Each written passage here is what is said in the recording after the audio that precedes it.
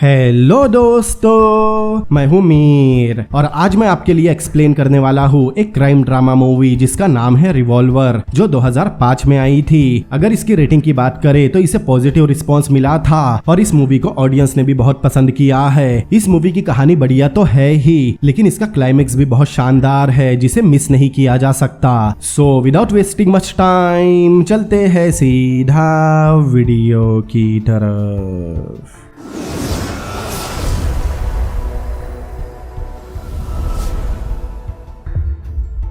Movie की शुरुआत में हम देखते हैं एक आदमी जेल से रिहा हो रहा है। वो एक गैम्बलर है, उसका नाम है जैक ग्रीन। इसके बाद कहानी हमें सीधा 2 साल आगे ले जाती है, जहां हमें एक डोरथी माका नाम का आदमी दिखाया जाता है। डोरथी एक बहुत बड़ी गैंग का बॉस है और वो पूरे सिटी में बहुत सारे इलीगल कसिनो भी चलाता है। वही जेक एक कार में अपने भाई बिली और कुछ साथियों के साथ डोरथी के कसिनो जा रहा था। तब बिली जेक से कहता है कि डोरथी के कसिनो में जाने का आइडिया उसे ठीक नहीं लग रहा, लेकिन जेक कहता है कि डोरथी को उसके किए की भरपाई करनी ही होगी। इसके बाद जेक कार से उतरकर कसिनो में जाता है। जैसे ही जेक कसिनो में एंट्री करता है, बाहर खड़ा एक सिक्योरिटी गार्ड डोरथी के असिस्टेंट पॉल को कॉल करके जेक के कसिनो में आने की खबर देता है। वही जेक अपने साथियों के साथ डोरथी से मिलने जा रहा था। जेक का एक साथी एलिवेटर नीचे बुलाने की बटन प्रेस करता है, लेकिन जेक उसे सीढ़ियों से चलने बोल रहा था। दरअसल जेक की एक कमजोरी है, उसे क्लॉस्ट्रोफोबिया था। उसे टाइट स्पेस मतलब छोटी जगह में जाने से डर लगता है। जेक का मानना है कि छोटी जगह पर कोई भी उसे बड़ी आसानी से ट्रैप कर सकता है, इसीलिए वो हमेशा एलिवेटर की जगह सीढ़ियों का इस्तेमाल करता था।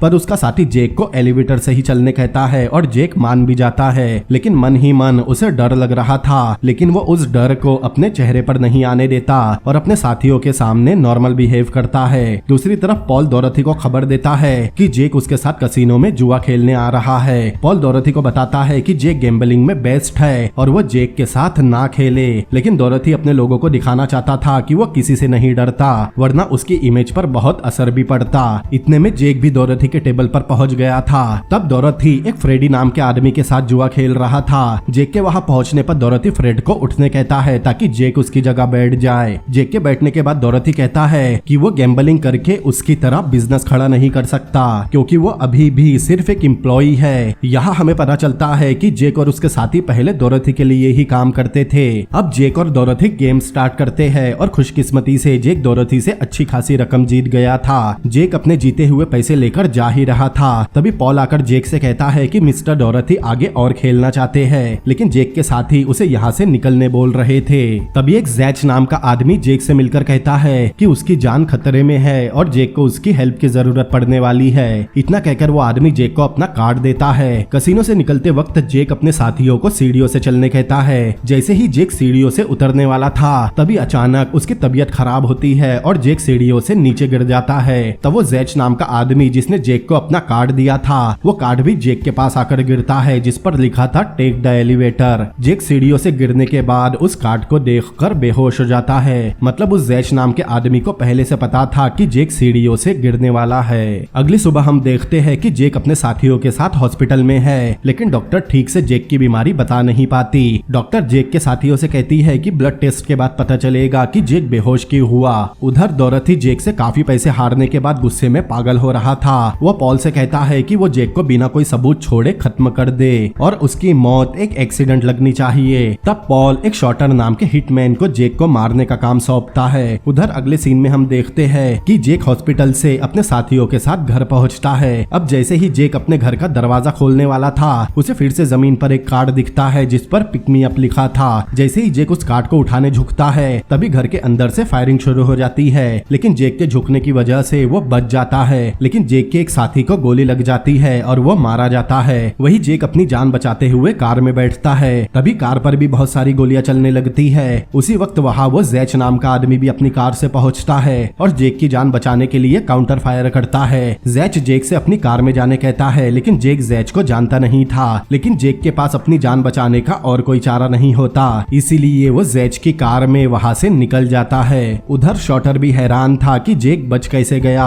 शॉटर का साथी स्लिम उससे पूछता है कि 3 बार जेक पर फायरिंग करने के बाद भी वो बचा कैसे, क्योंकि शॉटर का निशाना कभी नहीं चूकता। शॉटर कहता है कि उसे नहीं पता जेक कैसे बचा, लेकिन उसे लगता है जेक को पहले से पता था कि उस पर फायरिंग होने वाली है। शॉटर स्लिम से कहता है कि शायद डोरथी का कोई आदमी जेक से मिला हुआ हो। वहीं दूसरी तरफ जैच जेक को एक स्पोर्ट क्लब में ले जाता है। वहाँ वो जेक को अपने पार्टनर एवी से मिलवाता है। जेक एवी से पूछता है कि ये सब क्या चल रहा है। तब एवी जेक को उसकी ब्लड रिपोर्ट दिखाते हुए कहता है कि उसे कोई बहुत बड़ी लाइलाज बीमारी है और वो 3 दिन में मरने वाला है। जेक अपनी ब्लड रिपोर्ट देखकर जाने लगता है। तभी एवी जेक से कहता है कि इस बार उन्होंने जेक की जान फ्री में बचाई, लेकिन अगली बार पैसे लगेंगे। अब जेक की जान बचाने के बदले उनकी 2 शर्तें थी। पहली शर्त कि जेक अपना सारा पैसा उन्हें दे दे, और दूसरी शर्त कि वो जेक को जो भी काम करने को कहे या जो भी सवाल पूछे उसे बिना कोई सवाल किए वो काम करना है और उन्हें उनके सवालों के जवाब भी देना है। वो जेक को सोचने के लिए 3 घंटों का समय देते हैं। वही जेक ये सब सुनकर सोच रहा था कि नकली ब्लड रिपोर्ट बनाकर जैच और एवी उसका पैसा लूटना चाहते हैं, इसीलिए जेक उन्हें बिना कुछ कहे वहाँ से चला जाता है। इसके बाद जेक सीधा हॉस्पिटल में उसी डॉक्टर के पास जाता है। डॉक्टर उसे बताती है कि उसे एक रेयर ब्लड डिजीज है। अब जेक टेंशन में आ जाता है। उसके बाद वो अपने प्राइवेट डॉक्टर के क्लिनिक में जाकर अपनी बीमारी के बारे में कंफर्म करता है, लेकिन उसका प्राइवेट डॉक्टर भी वही बोल रहा था। जेक को लगता है कि डॉक्टर ये सब जैच और एवी के कहने पर बोल रहा होगा, इसीलिए जेक अपनी गन उस डॉक्टर पर तान कर पूछता है कि उसने ये सब बोलने के कितने पैसे लिए, जिससे डॉक्टर बहुत डर जाता है क्योंकि उसे नहीं पता कि जेक किस बारे में बात कर रहा है। डॉक्टर कहता है कि उसे सच में ये बीमारी है। तब जेक और ज्यादा टेंशन में आ जाता है। अगले सीन में हम देखते हैं कि जेक अपना कमाया हुआ पैसा जैच और एवी को लाकर देता है और उनकी सारी शर्तें भी मान लेता है। उधर शॉटर डोरथी को बताता है कि उससे गलती हो गई, वो जेक को मारने में नाकाम रहा। ये सुनकर डोरथी को बहुत गुस्सा आता है और वो शॉटर को जेक को मारने का आखिरी मौका देता है। आगे हम देखते हैं कि जैच, एवी और जेक एक कार में अपने क्लाइंट के पास जा रहे हैं। तब एवी जेक को बताता है कि वो और जैच एक लोन शार्क है, मतलब वो दोनों अपना पैसा किसी भी बिजनेसमैन को देते हैं और अपने दिए हुए समय और रेट के हिसाब से उनसे पैसा वसूल करते हैं। अगर क्लाइंट दिए हुए समय पर पैसा वापस नहीं कर सके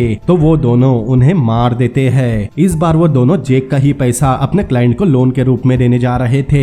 जैच जेक से कहता है कि क्लाइंट के पास जाने के बाद वो एक भी शब्द नहीं बोलेगा, बस जब भी वो अपना सिर हिलाए जेक को वो पैसा क्लाइंट के टेबल पर रख देना है। क्लाइंट के ऑफिस में जाने के बाद डील शुरू होती है और जेक एक कोने में बिल्कुल शांत खड़ा होकर यही सोच रहा था कि उसे बस बेवकूफ बनाकर लूटा जा रहा है। डील खत्म होते ही एवी जेक को इशारा करता है और जेक पैसों का बैग क्लाइंट के टेबल पर रख देता है। फिर वो तीनों वहाँ से निकल जाते हैं। वापस जाते वक्त एवी जेक से उसके और डोरथी के बारे में पूछता है। तब जेक उसे बताता है कि पहले वो और उसके साथी डोरथी के लिए उसके कसिनो में अमीर लोगों के साथ जुआ खेलते थे। एक दिन जेक डोरथी के किसी क्लाइंट के साथ कसिनो में जुआ खेल रहा था। वो क्लाइंट जेक से हारने के बाद उसे गालियां देने लगा। इस पर जेक को बहुत गुस्सा आया और जेक ने उस आदमी के पैर में गोली मार दी। फिर वहाँ थोड़ा शूट आउट भी हुआ। ये बात कसिनो के ओनर मतलब डोरथी को पता चली। डोरथी जेक की इस हरकत से बहुत गुस्सा हुआ। फिर उसके आदमी जेक के भाई बिली की फैमिली को डराने और धमकाने पहुंचे। ये सब देखकर बिली की वाइफ को बहुत गुस्सा आया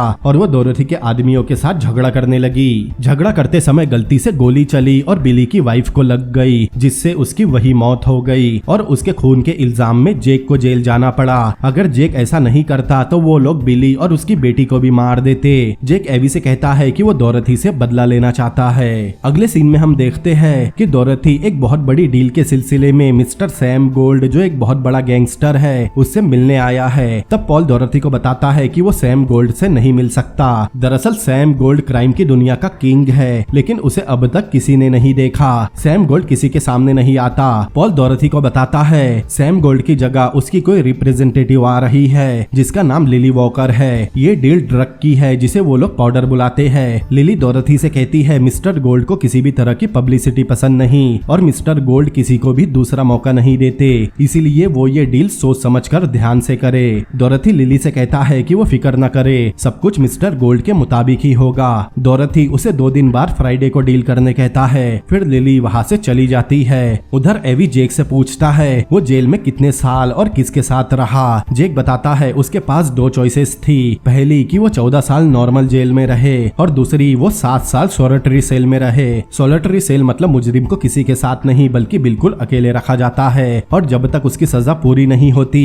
उसे सेल से बाहर नहीं निकाला जाता। ना धूप, ना हवा और ना ही कोई लोग। इसीलिए सोलिटरी सेल की सजा नॉर्मल जेल से कम होती है ताकि 14 साल की जगह उसकी सजा 7 साल में खत्म हो जाए। जब जेक जेल में था तब उसके बगल में 2 सेल और थे, लेकिन सोलिटरी सेल की वजह से वो एक दूसरे से बात नहीं कर सकते थे। उनमें से एक चेस मास्टर था और दूसरा कॉन मैन। तीनों के आपस में रूम बदलते रहते थे। वो लोग कभी एक दूसरे से बात नहीं करते, लेकिन एक दूसरे के बारे में सब कुछ जानते थे। चेस मास्टर के पास एक बुक थी जिसका नाम the mathematic of quantum mechanic. उसमें वो कैदी चेस के सारे फॉर्मूला लिखता था और जब दूसरा कैदी उस सेल में आता था तब वो कॉन मैन ठगी करने की ट्रिक लिखता था। वो तीनों जब भी अपने सेल एक्सचेंज करते तब वो उसी बुक के थ्रू बात करते थे। जेक को लगता था कि सिर्फ वो ही सबसे स्मार्ट और चालाक है, लेकिन बुक के थ्रू उनसे मिलने के बाद उसे पता चला कि उससे भी ज्यादा हाई क्लास वाले लोग होते हैं। 7 साल में तीनों कभी एक दूसरे को नहीं देखते, लेकिन बुक के जरिए एक दूसरे को अपने बारे में और अपने ट्रिक्स बताते थे। वो दोनों 10 साल से उस सोलिटरी सेल में थे। जेक उनसे काफी सारी ट्रिक्स और जुआ जीतने के फॉर्मूला सीखता है। एक दिन वो लोग जेल से भागने का डिसाइड करते हैं और जेक से कहते हैं कि वो उसे भी साथ लेकर जाएंगे, लेकिन वो दोनों बिना जेक को बताए भाग जाते हैं, मानो सोलिटरी सेल से दोनों अचानक गायब हो गए हो। जेक उनके भागने के 2 साल बाद जेल से छूटा क्योंकि उसके 7 साल पूरे हो गए थे। जेल से निकलने के बाद वो सीधा अपने हाइड आउट पर गया। वहाँ उसे पता चला कि उसका सारा पैसा जो उसने जेल जाने से पहले छुपाया था वो सब किसी ने चुरा लिया है। जेक जैसे ही अपनी कार की डिक्की खोलता है वो खाली होती है क्योंकि जेक ने उस कार की डिक्की में भी वो पैसे छुपाए थे, लेकिन अब उसमें सिर्फ एक नोट मिलता है जिसमें लिखा था you can only get smarter by playing एक स्मार्ट अपोनेंट, जिसका मतलब होता है कि तुम तब तक ही एक स्मार्ट आदमी बन सकते हो जब तुम्हारे साथ खेलने वाला भी कोई स्मार्ट हो। तब जेक समझ जाता है उसका पैसा उन दोनों ने ही चुराया है जो उसके बगल वाले सेल में बंद थे, क्योंकि उन्हें जेक के सभी सीक्रेट पता थे। जेक ने जेल में उन दोनों से काफी कुछ सीखा था और उसी ट्रिक और फॉर्मूलाज का इस्तेमाल करके वो हर जुआ जीतने लगा। मतलब उन दोनों की ट्रिक सच में काम करती थी। अब सब कुछ जानने के बाद भी जैच और एवी उससे उसका पैसा मंगवाते और अपने क्लाइंट्स की तरफ भेजते। वो लोग जेक से सारा पैसा एक बार में लेने की बजाय थोड़ा थोड़ा लेते थे। अब जेक भी अपनी लाइफ से ऊब चुका था, उसे भी अब शांति चाहिए थी। जैच उसे एक ओल्ड लेडी के पास लोन वसूल करने भेजता है, लेकिन उस ओल्ड लेडी के पास पैसे नहीं होते। जेक जैच को कॉल करके उस लेडी की कंडीशन बताता है, लेकिन फिर भी जैच उसे घर का कोई भी सामान जैसे फर्नीचर या टीवी लाने कहता है, लेकिन उस लेडी के घर में कुछ नहीं था। जेक को उस लेडी पर बहुत तरस आ रहा था। इससे हमें पता चलता है कि जेक भले ही बुरे काम करता हो लेकिन वो एक अच्छा आदमी है। जाते समय जेक उसके लिए पैसे भी छोड़ कर जाता है। इसके बाद जेक सबसे पहले वाले क्लाइंट के पास पैसा मांगने जाता है, लेकिन वहाँ से भी निराश होकर वापस लौटता है। जब जेक खाली हाथ वापस आता है वहाँ जैच और एवी एक ट्रक के साथ थे। उस ट्रक में 2 बड़ी सी चेन बंधी थी और उसका दूसरा सिरा एक बहुत बड़ी तिजोरी से बंधा था। दरअसल वो तिजोरी डोरथी की थी। डोरथी को यह पता चलते ही वो गुस्से में लाल हो जाता है, लेकिन पॉल उससे कहता है वो चोर उस तिजोरी को खोल नहीं सकते। लेकिन दूसरी तरफ जैच और एवी ने उस तिजोरी को खोल ली थी। दरअसल उस तिजोरी में ड्रग था। इस ड्रग की ही डील डोरथी ने सैम गोल्ड के साथ की थी। डोरथी को पता था सैम गोल्ड किसी को दूसरा चांस नहीं देता, मतलब वो उसे मरवा देगा। इसीलिए डोरथी पॉल से ड्रग का दूसरा कंसाइनमेंट खरीदने कहता है ताकि सैम गोल्ड के साथ डील हो सके। तब पॉल कहता है कि सिर्फ एक ही आदमी है जिससे वो इतने शॉर्ट टाइम में इतना सारा ड्रग खरीद सकते हैं और वो है Lord John. Lord John market में डोरथी का सबसे बड़ा कॉम्पिटिटर है। डोरथी उसे बिल्कुल भी पसंद नहीं करता, लेकिन अब डोरथी के पास कोई दूसरा ऑप्शन भी नहीं। वो पॉल को लॉर्ड जॉन के पास ड्रग खरीदने भेजता है, लेकिन लॉर्ड जॉन सिचुएशन का फायदा उठाकर पॉल से उन ड्रग का डबल रेट मांग रहा था। उसे पहले से पता है कि डोरथी की मदद उसके अलावा और कोई नहीं कर सकता। ये सुनकर पॉल काफी शॉक होता है और ये बात डोरथी को बताता है, लेकिन कोई दूसरा ऑप्शन ना होने की वजह से डोरथी डबल रेट पर ही उन ड्रग को खरीदने मान जाता है। अब जिस होटल में पॉल और लॉर्ड जॉन के आदमी ड्रग की डील करने वाले थे उसी होटल में जेक, जैच और एवी भी पहुंच जाते हैं। वो तीनों ऊपर जाने एलिवेटर का इस्तेमाल करने वाले थे, लेकिन जेक एलिवेटर में जाने से मना करता है। वो एवी से कहता है उसे एलिवेटर में जाने से डर लगता है, लेकिन जैच को कोई फर्क नहीं पड़ता। वो जेक को जबरदस्ती एलिवेटर में ले जाते हैं। जेक बहुत डर जाता है और एलिवेटर में झगड़ा करने लगता है। तब जैच उस पर गन तान देता है। तब जेक शांत होता है। वही ऊपर लॉर्ड जॉन के आदमी ड्रग के साथ एक रूम में थे और दूसरे रूम में डोरथी के आदमी पैसों के साथ डील करने तैयार थे। अब वो तीनों ठीक उन दोनों के बीच वाले रूम में जाते हैं। फिर वहाँ से दोनों रूम में स्लीपिंग गैस छोड़ते हैं, जिससे वहाँ मौजूद सभी लोग बेहोश होने लगते हैं। फिर वो तीनों तीनों डील वाले रूम में जाकर उनका पैसा और ड्रग दोनों चुरा लेते हैं। अब ये पता चलने के बाद डोरथी और लॉर्ड जॉन दोनों ही कंफ्यूज थे। डोरथी सोचता है लॉर्ड जॉन ने उसे धोखा दिया और सारा पैसा पाउडर के साथ लेकर भाग गया। वही लॉर्ड जॉन को लगता है कि डोरथी ने उसके साथ कोई गेम खेला और उसके साथ धोखा किया। दोनों ही गुस्से में एक दूसरे के खून के प्यासे हो जाते हैं। लेकिन पॉल डोरथी से कहता है इसके पीछे लॉर्ड जॉन नहीं हो सकता, क्योंकि इस डील से उसे डबल प्रॉफिट होता।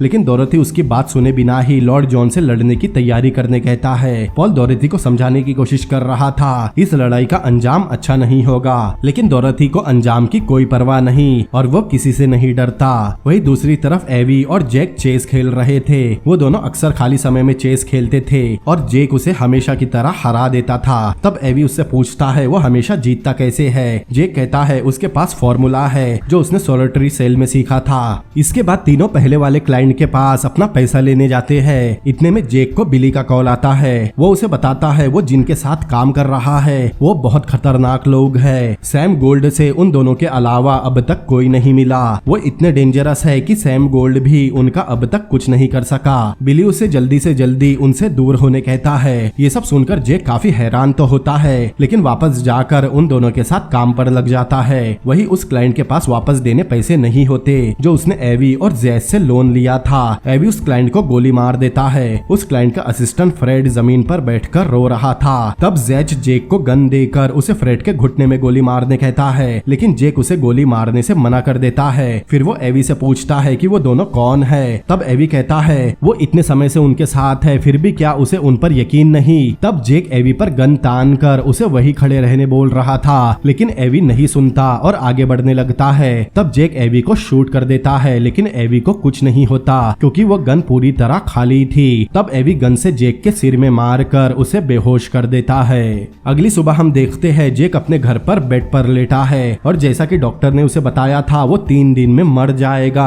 अब 3 दिन पूरे हो गए। तभी वहां रखे लैंडलाइन फोन की रिंग बजती है जिससे जेक जागता है और फोन रिसीव करता है। उधर से एवी कहता है उसके 3 दिन पूरे हो गए, लेकिन उसे कुछ नहीं हुआ और उसे डॉक्टर से दोबारा चेकअप करवाने कहता है। उसके बाद बिली अपनी बेटी के साथ जेक से मिलने आता है और उसे सेफ्टी के लिए अपनी गन देता है। जेक बिली से कहता है बहुत बड़ी गड़बड़ हो गई, लेकिन बिली कहता है सब कुछ ठीक हो जाएगा। इसके बाद जेक अपने उसी प्राइवेट डॉक्टर के क्लिनिक में चेकअप करवाने आता है। डॉक्टर उसे बताता है उसके रिपोर्ट को लेकर कोई गड़बड़ हो गई होगी। उसकी रिपोर्ट बिल्कुल नॉर्मल है, मतलब उसे कोई बीमारी थी ही नहीं। इसके बाद जेक को एवी का कॉल आता है। जेक उससे पूछता है एवी ने उसके साथ ऐसा क्यों किया। इस पर एवी कहता है उसे बहुत जल्दी पता चल जाएगा। दूसरी तरफ बिली का एक बॉडीगार्ड उसे धोखा देकर पॉल को बता देता है कि ड्रग की डील लॉर्ड जॉन ने नहीं बल्कि जेक की वजह से खराब हुई। पॉल ये बात डोरथी को बताता है। तब डोरथी पॉल से कहता है वो शॉर्टर और स्लिम को जेक को मारने भेजे। इधर जेक एवी और जैस से मिलने पहुंचता है। तब वो दोनों एक छोटे से पुल में मजे कर रहे थे।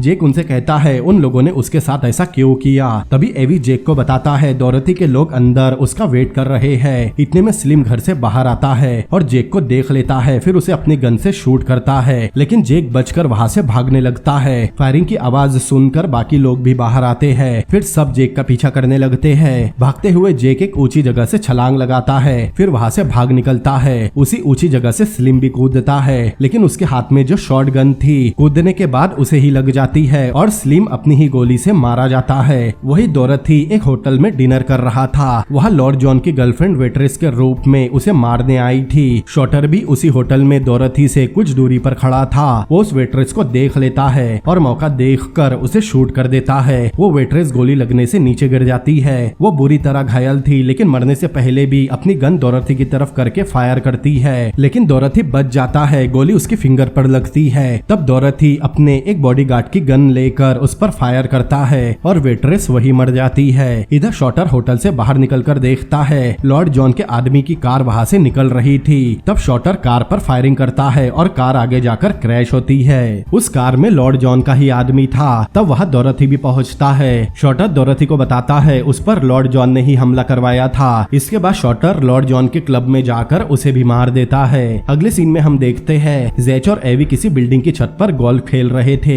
वहाँ जेक भी मौजूद था। जेक एवी से पूछता है उन लोगों ने उसके साथ ऐसा क्यों किया। तब एवी जेक से पूछता है क्या वो सैम गोल्ड को जानता है। ये सुनकर जेक को अचानक शॉक लगता है। जेक मन ही मन सोच रहा था कि अब वो इन दोनों को उसके दिमाग के साथ साथ और खेलने नहीं देगा। तब एवी कहता है वो उसके दिमाग के साथ कोई गेम नहीं खेल रहे बल्कि सैम गोल्ड खेल रहा है। दरअसल सैम गोल्ड कोई है ही नहीं, सैम गोल्ड बस हमारी बुरी सोच है जो हमेशा लालच और ईगो से भरी है। सैम गोल्ड हर इंसान के अंदर होता है जो उसे अच्छा बनने से रोकता है। सैम गोल्ड हमें कंट्रोल करता है। ये सब सुनकर जेक को बहुत हैरानी हो रही थी। एवी जेक को बताता है इन सब में जितने भी लोग हैं वो सब इस गेम का हिस्सा थे।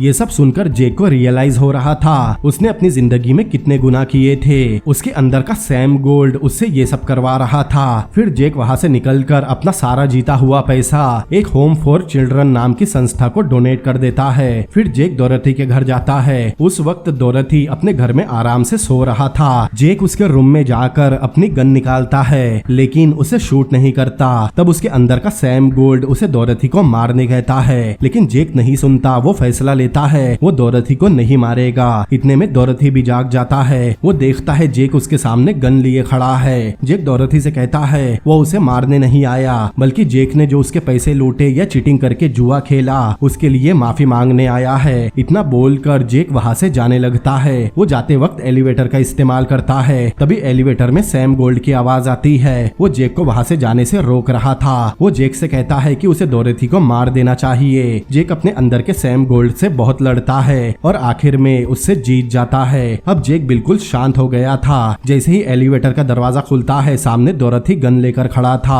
वो जेक से कहता है कि अब वो कौन सा गेम खेल रहा है। डोरथी जेक को उससे डरने कहता है लेकिन जेक उसे देखकर मुस्कुराता हुआ वहाँ से चला जाता है। तब डोरथी बहुत रोता है। अगले दिन पॉल न्यूज़पेपर लेकर डोरथी के पास आकर कहता है उसे पता नहीं था डोरथी इतना अच्छा भी काम कर सकता है। डोरथी समझ नहीं पाता पॉल किस बारे में बात कर रहा है। तब पॉल डोरथी को न्यूज़पेपर दिखाता है जिसमें लिखा था डोरथी ने एक बहुत बड़ी रकम चैरिटी में दान की। दरअसल वो पैसा जेक ने डोरथी के नाम से ही डोनेट किया था। जेक ऐसा इसीलिए करता है ताकि डोरथी को भी रियलाइज हो जाए और वो खुद को सुधार ले। लेकिन डोरथी के अंदर का सैम गोल्ड उससे डोनेशन का क्रेडिट लेने कहता है जिससे उसकी इमेज और रेपुटेशन और बढ़ जाएगी। फिर पॉल डोरथी को बताता है उसने लॉर्ड जॉन और उसके साथियों को मार दिया लेकिन उनका पाउडर लॉर्ड जॉन ने नहीं बल्कि जेक ने चुराया था। डोरथी को लगता है जेक ने उसका पैसा बिली के साथ मिलकर चुराया होगा। इसीलिए वो पॉल शॉर्टर और अपने आदमियों को बिली के घर भेजता है ताकि उससे जेक का पता चल सके। उधर बिली के बॉडीगार्ड भी पॉल से मिले हुए थे। वो पॉल को बिली का पता बताते हैं। बिली अपने बॉडीगार्ड के बिहेवियर से समझ जाता है कुछ तो गड़बड़ है। वो अपनी बेटी को एक कबर्ड में छुपने कहता है। उसी वक्त पॉल और शॉर्टर अपने आदमियों के साथ बिली के घर पहुंचते हैं। पॉल बिली से जेक का पता पूछता है और उसे बहुत टॉर्चर करता है। वही दूसरी तरफ लिली वॉकर डोरथी से मिलने आती है और अपने साथ एक फूलों का गुलदस्ता भी लाती है। डोरथी उस गुलदस्ते को देखकर मन ही मन गुस्सा करता है क्योंकि वो फूल डेड बॉडी पर चढ़ाने वाले थे। लिली उसे बताती है कि सैम गोल्ड डील होने का वेट कर रहे हैं। तब डोरथी कहता है उसे थोड़ा टाइम और चाहिए लेकिन लिली कहती है मिस्टर गोल्ड किसी को ज्यादा समय नहीं देते और ना ही दूसरा मौका देते हैं। तब डोरथी को गुस्सा आ जाता है और वो लिली और मिस्टर गोल्ड को गालियां देने लगता है लेकिन लिली उसे बिना कुछ कहे वहाँ से चली जाती है। डोरथी को लगता है कि उसने गालियां देकर बहुत बड़ी गलती कर दी। वो वापस लिली के पीछे उससे माफी मांगने भागता है लेकिन तब तक लिली वहाँ से जा चुकी थी। दूसरी तरफ ये सब सुनकर बिली की बेटी रोने लगती है और पॉल उसके रोने की आवाज सुन लेता है। पॉल उसे ढूंढकर बाहर लाता है लेकिन शॉर्टर ये सब देख रहा था। उसे बिली और उसकी बेटी पर तरस आ जाता है इसीलिए वो पॉल को शूट कर देता है। इसके बाद वह जितने भी लोग बिली को मारने आए थे एक एक करके शॉर्टर उन सभी को भी मार देता है लेकिन एक गोली शॉर्टर को भी लग गई थी। उनमें से एक आदमी वहाँ से भाग निकलता है। वो डोरथी को फोन करके बताता है शॉर्टर ने पॉल और बाकी सभी लोगों को मार दिया लेकिन उसने शॉर्टर को भी मार दिया और बिली की बेटी अब उसके पास है। अगले सीन में हम देखते हैं कि जैच, एवी और जेक डोरथी के कसिनो में आते हैं। जेक पूछता है वो यहाँ क्यों आए हैं। तब एवी उसे बताता है यहाँ उसकी एक मीटिंग है। इसके बाद वो तीनों एक काउच पर बैठते हैं। एवी जेक से कहता है मीटिंग में टाइम है तब तक एक चेस का गेम हो जाए जैसा कि वो हर बार खेलते थे लेकिन यहाँ इस बार जेक एवी से हार जाता है। ये देखकर जेक को शौक लगता है क्योंकि हर बार एवी उससे हारता था। तब एवी उसके सामने रिवील करता है सॉलिटरी सेल में उसके साथ जो दो लोग थे वो और कोई नहीं बल्कि जैच और एवी ही थे। ये सुनकर जेक के होश उड़ जाते हैं। एवी उसे ये भी बताता है वो जेक को जेल से इसीलिए नहीं ले गए क्योंकि अगर वो उनके साथ भाग जाता